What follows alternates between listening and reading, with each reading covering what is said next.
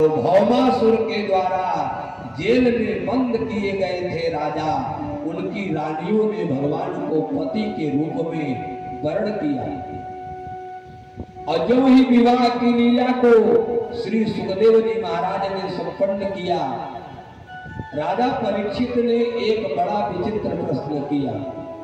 कहा, महाराज, क्या भगवान ने कभी किसी दीन को भी अपना बंधु बनाया है?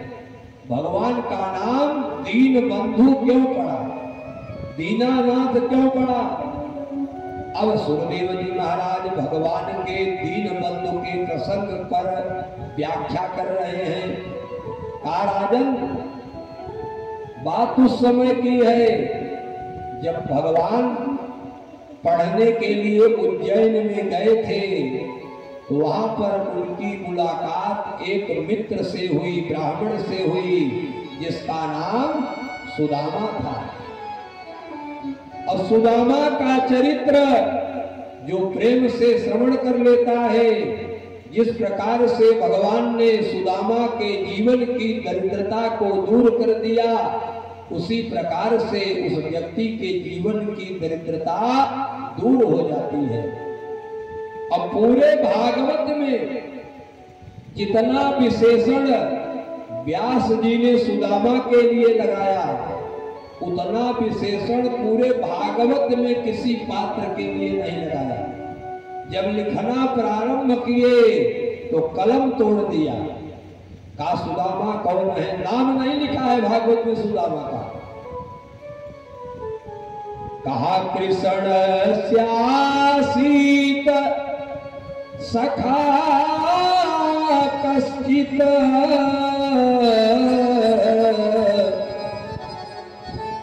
का कृष्ण का कोई सखा था। आसीत माने था। का एक बार एक बाबू साहब के लड़के का जन्मदिन था, तो जन्मदिन पर प्रायः भगवान की कथा सुनने का प्रचलन बहुत पहले से है। तो एक गवई पंडित को बुला लिए, तो उसको क्रियाकर्ता कर्म का ज्ञान नहीं था, व्याकरण तो पढ़े नहीं थे। तो जब पहुंचे तो ठकुराइन ने कहा कि महाराज, लड़के का जन्मदिन है, तो अर्थ सहित आप कथा सुनाएं। तो जब 5वां अध्याय आया, उसमें है आसीत तुंग ध्वजो राजा प्रजा पालन तत्पर। तो बाबू साहब जो थे संस्कृत के लेक्चरर थे, पंडित जी ने कहा, आसीत नाम का एक राजा था। आसीत ही माने था होता है, आसीत क्रिया है। तो बाबू साहब ने कहा, महाराज, आसीत क्रिया है, अब क्रिया कर्म पढ़े हो तब न जाने। तो एक बार कहा, 2 बार कहा, चालाक बहुत थे पंडित जी। ठाकुराइन से कहा कि लड़के का जन्मदिन मनाने के लिए बुलाई हो कि क्रिया कर्म कराने के लिए बुलाई हो? 2 बार क्रिया कह चुके हैं। तो वैसे ही आसीत शब्द लगा करके व्यास जी ने शुरुआत किया सुदामा के चरित्र की, कि कृष्ण स्यासीत सखा कश्चित,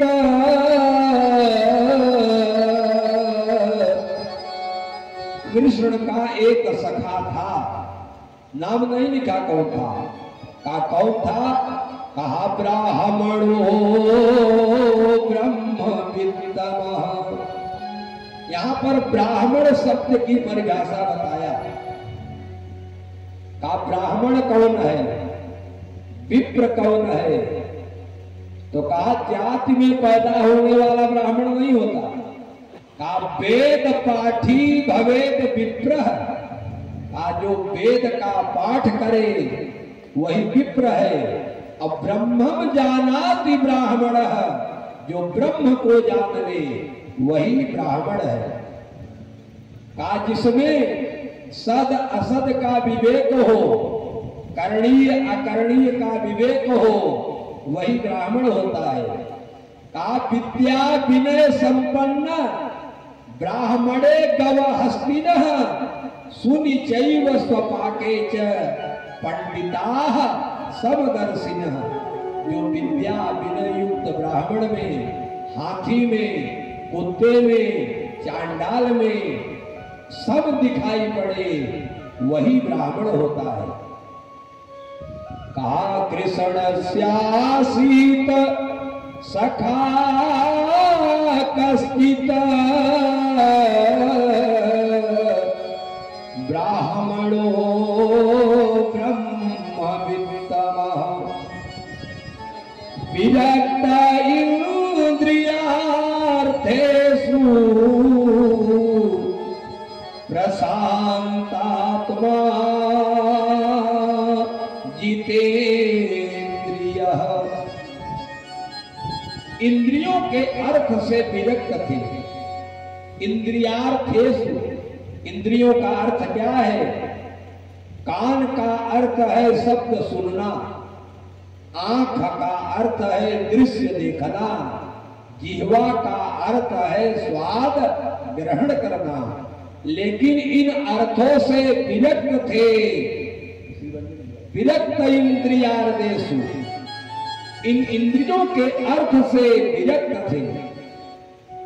अब महाराज लेकिन जब उनकी पत्नी सुशीला का वर्णन प्रारंभ किया तो वहां पर एक शब्द लगाया, का पति प्रतापतिम प्राह।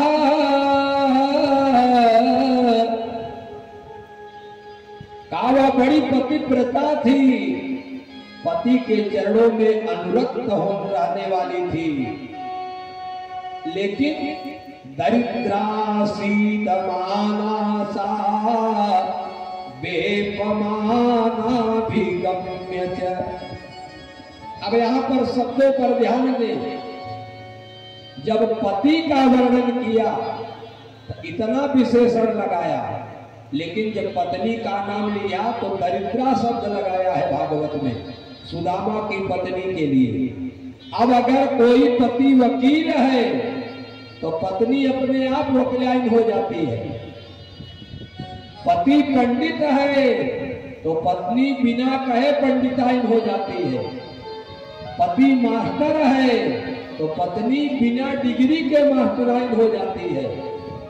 लेकिन भागवत में सुदामा का इतना विशेषण, लेकिन जब पत्नी का नाम लिखा तो दरिद्रा सीदमाना सा बेपमाना भी गम्य च। प्रश्न खड़ा कर दिया यहाँ पर कि महाराज पत्नी को, सुशीला को आपने दरिद्रा शब्द क्यों लिखा? राजा परीक्षित ने सुखदेव से पूछा। सुखदेव ने कहा, राजन जिसमें कामनाएं बनी होती हैं वही दरिद्र होता है। का दरिद्र की परिभाषा पूछा, कोला दरिद्रो, दरिद्र कौन है? काहि विशाल तृष्णा, जिसकी तृष्णा का अंत न हुआ हो वही संसार में दरिद्र होता है। एक बार एक संत चला जा रहा था, संत को एक फूटी कौड़ी मिल गई। पहले चलती थी आना ढेला कौड़ी, लेकर के कौड़ी जेब में डाल लिया। लोगों ने कहा, महाराज कौड़ी का क्या करोगे? का संसार में जो सबसे दरिद्र होगा उसी को मैं कौड़ी दे दूंगा। अब भ्रमण करने लगा, कहीं कोई दरिद्र नहीं मिला। एक दिन एक राजा चला आ रहा था। राजा पूरब के नगर को जीत लिया, पश्चिम के नगर को जीत लिया, उत्तर के नगर को जीत लिया, दक्षिण को जीतने जा रहा था। संत से मुलाकात हो गई। संत ने कहा, भैया जा कहाँ रहे हो? कहा, महाराज मैंने तीन दिशाओं के राज्यों को जीत लिया है और दक्षिण के राज्य को जीतने जा रहा हूं। तो कहा, जरा अपने हाथ को बाहर निकालो। और जो ही हाथ बाहर निकाला राजा ने, जेब से वही फूटी कौड़ी निकाल करके रख दिया। कहा, ये क्या है? कहा, मैंने संकल्प लिया था कि दुनिया का जो सबसे बड़ा दरिद्र होगा उसी को मैं यह कौड़ी दान कर दूंगा। अब कहा मुझे आज तक तुम्हारे जैसा दरिद्र कोई नहीं मिला जो तीन दिशाओं के राज्य को जीतने के बाद भी संतुष्ट न हो। वही संसार का सबसे बड़ा दरिद्र है। इसलिए दरिद्रा शब्द लिखा, क्योंकि उसके जीवन में कुछ प्राप्त करने की कामना होती है। वो स्वामी जी लिख रहे हैं कि बिनु संतोष काम न साही, बिनु संतोष काम न साही, बिनु संतोष काम न साही, बिनु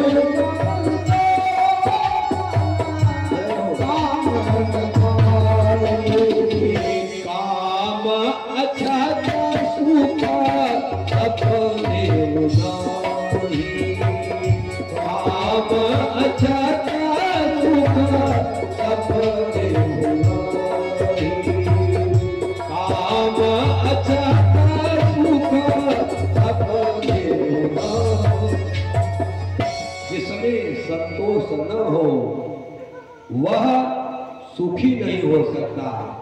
क्योंकि जीवन में व्यक्ति तभी सुखी होता है जब संतोष आ जाए। कोई तन दुखी, कोई मन दुखी, कोई धन बिन रहत उदास, थोड़े थोड़े सब दुखी, असुखी राम के दास।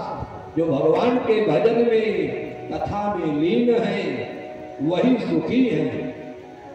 सुदामा ने पूरे जीवन में विपत्ति को भोगा, लेकिन कभी भगवान से याचना करने नहीं गए। क्योंकि शास्त्रों में बताया गया है, शास्त्रों के विद्वान पंडित जयप्रकाश मिश्र जी बैठे हैं, कि ब्राह्मण के लिए शास्त्र में बताया गया है कि अयाज्य याजको विप्रह स भवेत ग्राम सुपरः। जो ब्राह्मण के कुल में पैदा हो करके इस घर से उस घर मांगता फिरता है, वह अगले जन्म में कुत्ता होकर के पैदा होता है। स भवेत ग्राम सुकरः, ग्राम सुकर माने कुत्ता। इसलिए ब्राह्मण को मांगना नहीं चाहिए। दान देना, दान लेना, यज्ञ करना, यज्ञ कराना एक खंड कर्म ब्राह्मण के हैं। उससे जो प्राप्त हो वही लेना चाहिए। नहीं तो ढोला लेकर के इस घर से उस घर मांगने का काम भिखमंगे का होता है, ब्राह्मण का नहीं होता है। कभी भगवान से भी मांगने नहीं गए सुदामा। भागवत में तो वर्णन नहीं आया है, लेकिन किसी पुराण में ऐसा वर्णन है कि जब भगवान कृष्ण के साथ सुदामा उज्जैन में पढ़ रहे थे, उस समय गुरु माता ने चना धो करके डाला था। चने की पोटली को एक चोर लेकर के भागने लगा। गुरु माता ने श्राप दे दिया कि मैंने बालकों के लिए यह चना फैलाया था, जो इस चने का एक दाना भी खा लेगा वह दरिद्र हो जाएगा। उस समय सुदामा आश्रम में थे, डर के मारे चोर लेकर आया, पोटली को फेंक दिया। भूलवश मैया ने, गुरु माता ने जब लकड़ियां बीनने जाने लगे तो वही चने की पोटली सुदामा को दे दिया। कहा बेटा जाओ, और जब भूख लगे तो तुम और तुम्हारे बाल सखा कृष्ण दोनों चने को खा लेना। भगवान कृष्ण की तरफ देख करके सुदामा ने सोचा कि मैं तो ठहरा ब्राह्मण, भिक्षाटन करके अपने परिवार का भरण पोषण कर लूंगा, लेकिन अगर दीनानाथ जगन्नाथ विश्वनाथ भगवान कृष्ण दरिद्र हो गए तो संसार दरिद्र हो जाएगा। इसलिए कृष्ण के जीवन की दरिद्रता को भी सुदामा ने स्वयं खा लिया। ऐसा है सुदामा का चरित्र। और जीवन में कभी भगवान से मांगने के लिए नहीं गए, लेकिन सब्र का भी बांध होता है। जीवन में सबसे बड़ा दुख क्या है? जीवन में बहुत दुख है, लेकिन सबसे बड़ा दुख है दरिद्रता, गरीबी। इससे बड़ा दुख संसार में कोई नहीं है। नहीं दरिद्र सम दुख जग माही, नहीं दरिद्र सम दुख जग माही, नहीं दरिद्र सम दुख जग माही,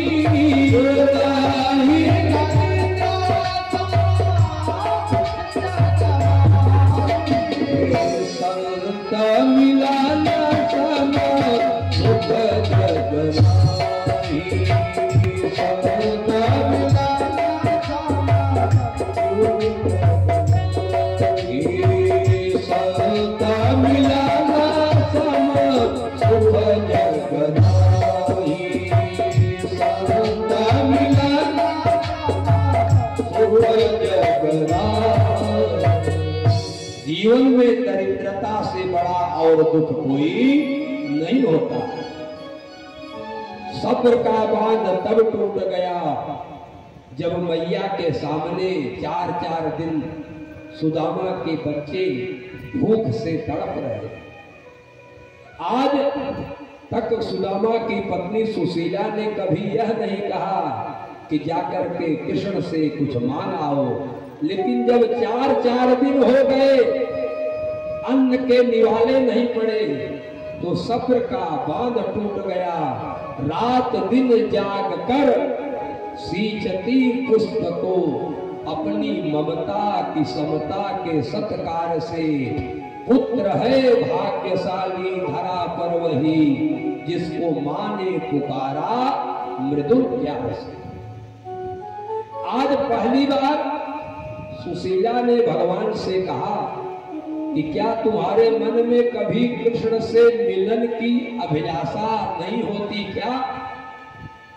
क्योंकि वह जानती थी कि मेरा पति इतना संकोची है, इतना स्वाभिमानी है कि किसी के सामने वह हाथ फैला नहीं सकता। नीति शतक एक ग्रंथ है, उसमें भर्तृहरि जी 50वें श्लोक में लिख रहे हैं कि कभी किसी के सामने हाथ नहीं फैलाना चाहिए। कि रे चातक सावधान मनसा मित्र क्षण श्रूयताम। अय मित्र चातक, सावधान मन से मेरी बात क्षण भर के लिए श्रवण करो। अम्भोदा बहवो हि सन्ति गगने सर्वे नैतादृशा। आकाश में बहुत सारे बादल हैं, सर्वे अपि न एतादृशा, सभी एक समान नहीं होते। केचिद पृष्टि भिदार्दयन्ति वसुधा, कुछ तो बरस करके पृथ्वी को गीला कर देते हैं। अब गरजन्ति केचिद वृथा, कुछ व्यर्थ में गर्जना करके चले जाते हैं। तो यम यम पश्यति तस्य तस्य पुरतो माम ब्रूहि दीनम वचः। जिस जिसको देखो उसके सामने हाथ फैला करके मत मांगो। अगर मांगना है तो केवल एक जगह हाथ फैलाओ, भगवान के दरवाजे पर, भगवान के सामने।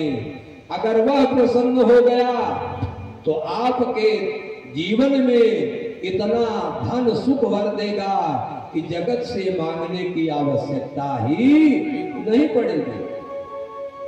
जो ही कृष्ण मिलन की बात सुशीला ने कहा तो सुदामा ने कहा, अरे देवी यह तो बड़ा अच्छा है। कौन वह अभागा है जो भगवान से नहीं मिलना चाहता? अयम ही परमो लाभः उत्तम श्लोक दर्शनात्। उत्तम श्लोक भगवान कृष्ण को कहा गया कि भगवान का दर्शन हो जाए, इससे बड़ा लाभ जीवन का और क्या हो सकता है। लेकिन मेरे मन में एक संशय है। का वह क्या? का चार जगह रिक्त पाणी न गंतव्य, खाली हाथ नहीं जाना चाहिए। का कहां कहां? का रिक्त पाणी न गंतव्य राजानम देवताम गुरु। ब्राह्मण के घर जाएं, राजा के घर जाएं, गुरु के घर जाएं, बेटी के घर जाएं, तो रिक्त पाणी न गंतव्य, खाली हाथ नहीं जाना चाहिए। अगर आपके पास कुछ नहीं है तो पत्र पुष्प फल जल जो कुछ भी है कुछ न कुछ भेंट अवश्य लेकर जाना चाहिए। वह केवल मेरा सखा नहीं है, वह द्वारिका नाथ है, राजा है, और राजा के घर खाली हाथ नहीं जाया जाता। उसकी पत्नी ने कहा कि प्रभु आप तैयारी करिए, इसका इंतजाम, इसकी व्यवस्था मैं कर दे रही हूं। अब उसके बगल में जो ब्राह्मण निवास करते थे इतने गरीब नहीं थे कि 4 मुट्ठी चावल न दे सके, लेकिन 4 अलग अलग घर से एक एक मुट्ठी चावल मांगा। क्यों? इसका भाव शास्त्र में यह बताया कि जाने के बाद भी सुदामा भगवान से कुछ नहीं मांगते। तो पत्नी ने सोचा कि अगर एक घर का चावल रहेगा तो सोचेंगे कि घर से ही आया है, और अलग अलग घर का अलग अलग चावल रहेगा तो भगवान बिना कहे ही जान जाएंगे। यहाँ पर लिखा याचित्वा चतुरो मुष्टि विप्रान पृथक तंडुलान। याचित्वा चतुरो मुष्टि, 4 घर से अलग अलग चावल मांगा, और चैल खंडेन तान बद्धा, वस्त्र नहीं था, जो साड़ी पहनी थी उसी साड़ी के अंचल को फाड़ करके एक टोक में अन्न के दाने को, चावल के दाने को बांध दिया और सुदामा को दे दिया। उस अन्न के कण को सुदामा अपने काख में ऐसे दबाए जैसे लगा कि मानो यही जीवन का सर्वस्व धन है, परम धन है। क्यों? क्योंकि पायो जी मैंने राम रतन धन पायो, पायो जी मैंने राम रतन धन।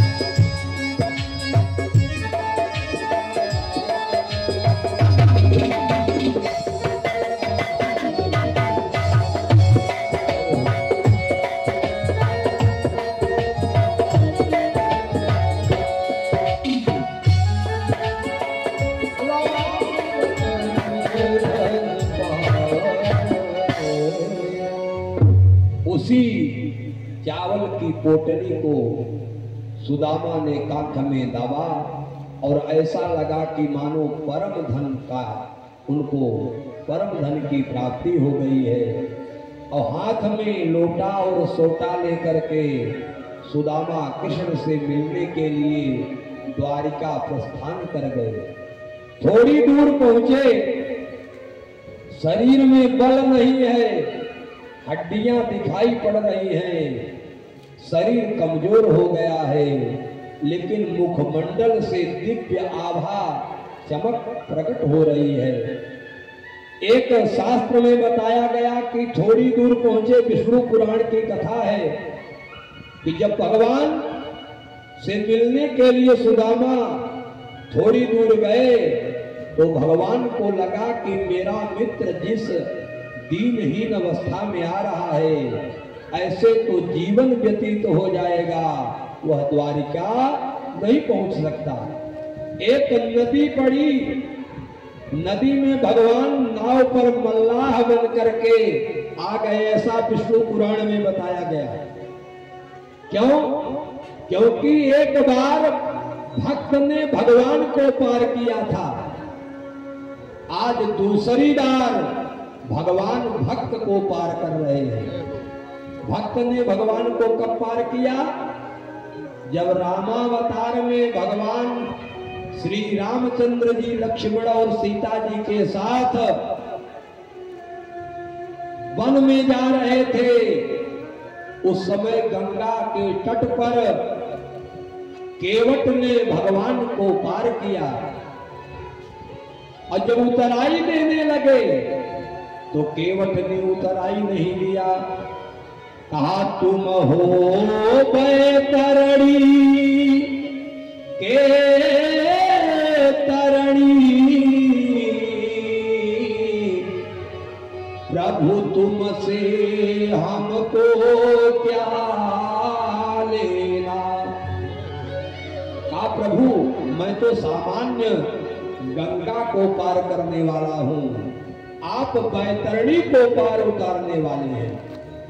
कि तुम हो बैतरणी के तरणी, प्रभु तुमसे हमको क्या लेना। हम तुमको पार लगाते हैं, तुम हमको पार लगा देना। आज मैं आपके घाट पर आया हूं, आप मेरे घाट पर आए हैं, मैं आपको पार कर रहा हूं, लेकिन जब मैं आपके घाट पर आऊंगा तो आप भी हमको पार लगा देना, यही मेरी उतराई है। और यहां पर महाराज केवट ने एक प्रश्न खड़ा कर दिया था रामावतार में। जब पहले तो नाव लेकर आ नहीं रहा था, और जब आया तो एक प्रश्न खड़ा कर दिया कि कहीं तुम्हार मरम मैं जाना। तो एक प्रश्न यह खड़ा हो गया कि जिसके मर्म को बड़े बड़े योगी नहीं जान पाए, जिसके बड़े मर्म को बड़े बड़े त्यागी नहीं जान पाए, जिसके मर्म को ब्रह्मा नहीं जान पाए, जिसके मर्म को विष्णु नहीं जान पाए, जिसके मर्म को शंकर नहीं जान पाए, जिसके मर्म को सूर्य नहीं जान पाए, जिसके मर्म को वशिष्ठ नहीं जान पाए, एक सामान्य मछली खाने वाला केवट कह रहा है कि कहीं तुम्हार मर्म मैं जाना। तो जब भगवान राम का जन्म श्री अवध में हुआ तो लोगों ने जाकर के महाराज दशरथ जी से पूछा कि महाराज आपके घर राम जी का जन्म हुआ है, तो राम का क्या मर्म है, राम का क्या रहस्य है, आप जनता को बताएं। तो दशरथ ने हाथ उठा दिया कि दशरथ हूँ यह मर्म न जाना, कछु चरित प्रजा भगवाना दशरथ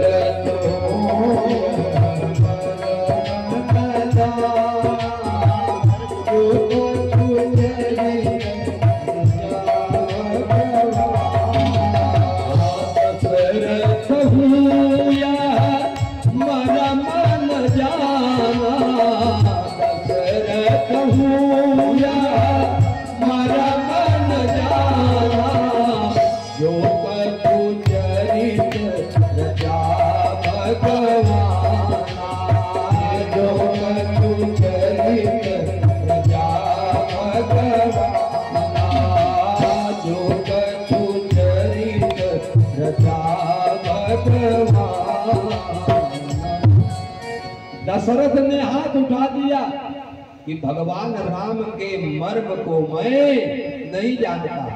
तो लोगों ने कहा कि पिता के पास पुत्र कम रहता है, दशरथ भले न जानते हो, पैदा किया है मैया कौशल्या ने, कौशल्या को पता होगा। कौशल्या के पास गए, राम के मर्म को बताओ।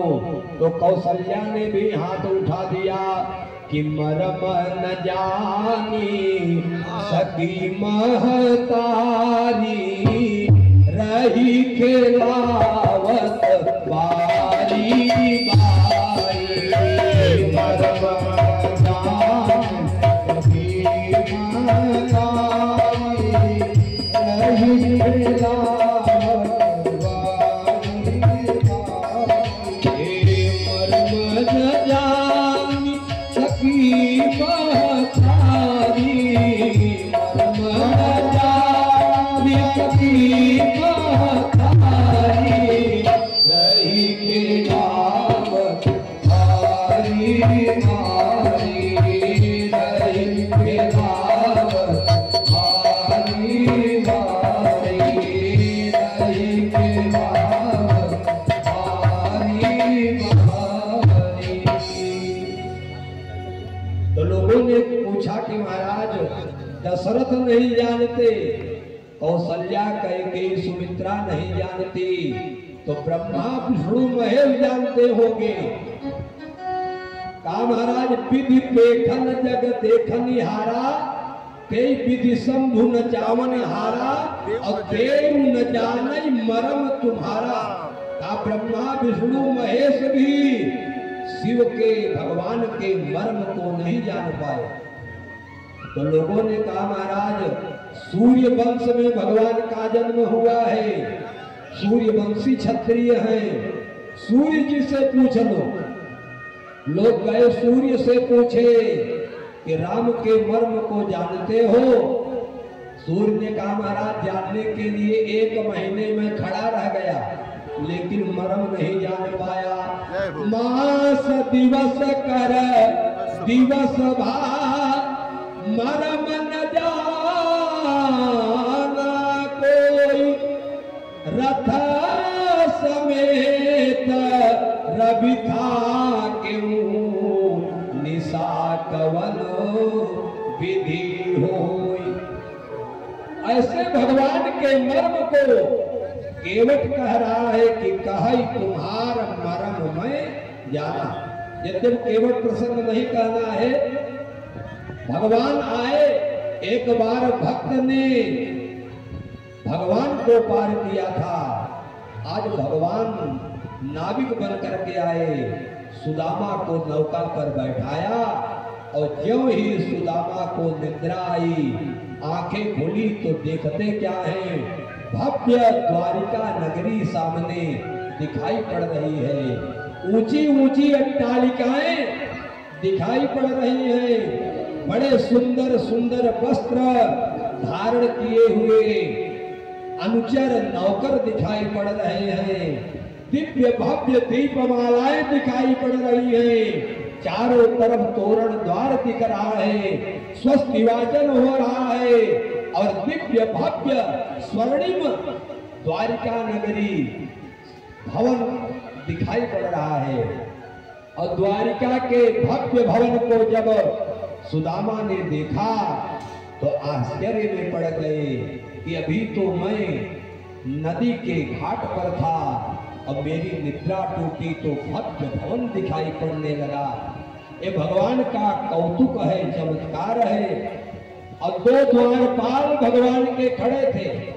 लोग अब एक गाना आया था, उसमें बताए कि द्वारपालों ने रोक दिया, यद्यप भागवत में कथा नहीं है, क्योंकि जब से एक बार ब्राह्मणों ने श्राप दे दिया था, द्वारपालों ने जो रोका तो श्राप दे दिया कि जाओ राक्षस हो जाओ। तब से किसी ने भगवान से मिलन के लिए कभी ब्राह्मणों को रोका नहीं। ब्राह्मणों के लिए द्वारका नाथ का दरवाजा हमेशा खुला रहता था, चाहे जब चाहे जो भी ब्राह्मण जाकर से उनसे भेंट मुलाकात कर सकता था। सुदामा ने देखा कि द्वारपाल खड़े हैं, द्वारपालों से कहा, भैया मैं बड़ी दूर से आया हूं और कृष्ण से मिलने के लिए आया हूं। तो द्वारपालों ने कहा, महाराज कृष्ण का संबंध आपसे क्या है? सुदामा ने कहा, अरे मेरे बाल सखा हैं, बचपन में हम और वे दोनों संदीपन ऋषि के आश्रम में साथ साथ पढ़े। अब द्वारपाल कभी भगवान का दर्शन करते, कभी सुदामा को देखते कि एक कौन सा भगवान का मित्र है जिसके पैर में न जूते हैं, न सिर पर पगड़ी है, धोती 25 जगह से फटी है, दीनहीन मलिन हो गया है, कांति से चमक आ रही है। सुदामा ने कहा, भैया मेरे परम मित्र हैं, परम सखा हैं। मित्र की परिभाषा शास्त्र में बताया, गुह्यम निगूहति गुणान प्रगति करोति, का जो मित्र के गोपनीय बात को छिपा ले और उसके गुण को प्रकट कर दे, आपद गतम चन जहाति ददाति काले, जब विपत्ति आए तो भामाशाह की तरह सारा खजाना न्यौछावर कर दे। सन्मित्र लक्षण मिदम प्रबदंति संतः, यही सन्मित्र का लक्षण होता है। अब गोस्वामी जी लिख रहे हैं, जे न मित्र दुख होय दुखारी, तिन्है विलोकत पातक भारी। जो मित्र के दुख में दुखी न हो, उसको देखने से महापाप लगता है। सुदामा ने कहा, भैया मेरा एक संदेश मेरे मित्र कृष्ण को बता दो। वह क्या? जा करके यह कह दो कि दरवाजे पर तुम्हारा मित्र तुमसे मिलने के लिए आया है। एक कवि ने बड़ा सुंदर भाव लिखा कि कोई घन श्याम से कह दो तुम्हारा यार आया है, तुम्हारा यार आया है। कोई घन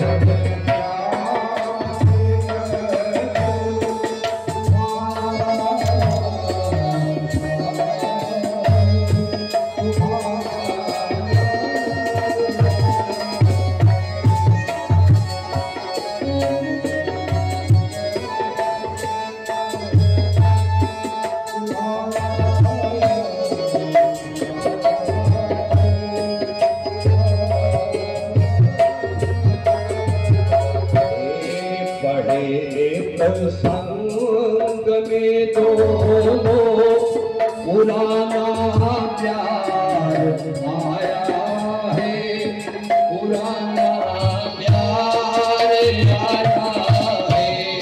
पढ़े संग में दोनों पुराना प्यार आया है, पुराना प्यार आया है।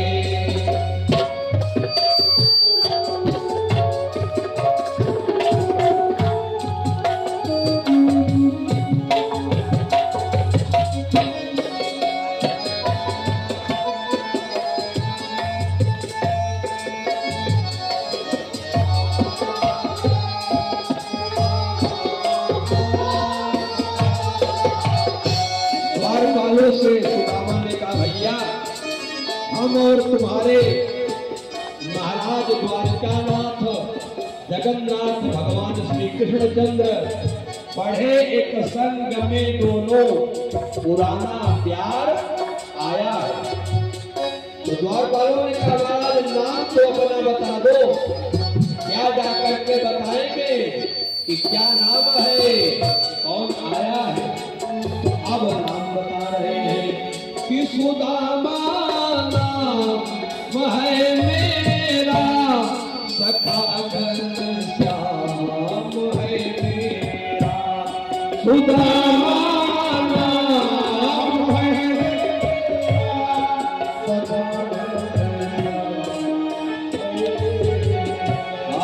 न घबराओ कहो जाकर दिया है द्वार पर डेरा, न घबराओ कहो जाकर दिया है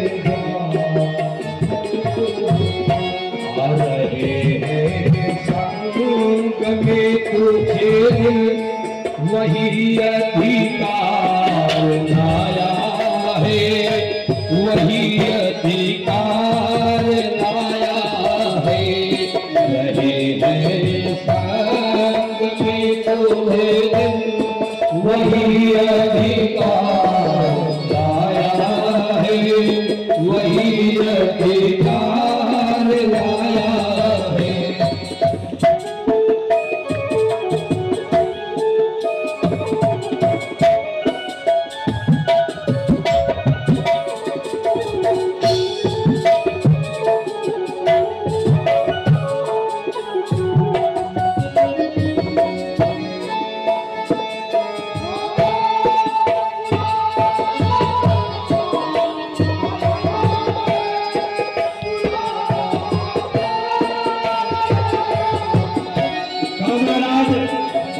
मेरा नाम है सुदामा, सुदामा नाम है मेरा, सखा घनश्याम है मेरा। अब पढ़े एक संग में दोनों वही अधिकार लाया है। तो कहा महाराज जा रहे हो तो भगवान से मेरी दीनता को बता देना। हुआ क्या, आप देख रहे हो मेरी हालत कैसी है, का हुई दुर्बल मेरी हालत, पड़े हैं पाँव में छाले, हुई दुर्बल मेरी हालत, पड़े हैं पाँव। हे निहारों को आया है, अरे वो द्वारिका वाले, निहारों को आया है, अरे वो द्वारिका वाले। सहारा आपका भैया छोड़े घर द्वार आहे, छोड़े घर द्वार आहे, हरि भैया छोड़े घर द्वार आया है, छोड़े घर द्वार आया है। कोई घनश्याम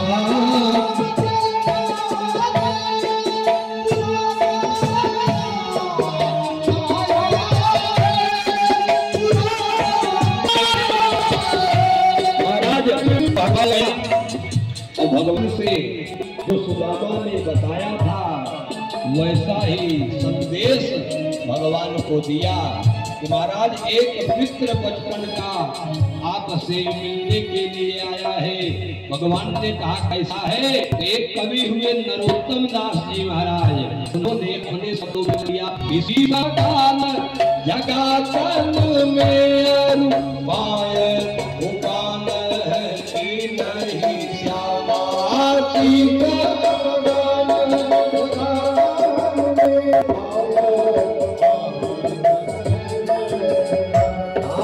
धोती फटी सी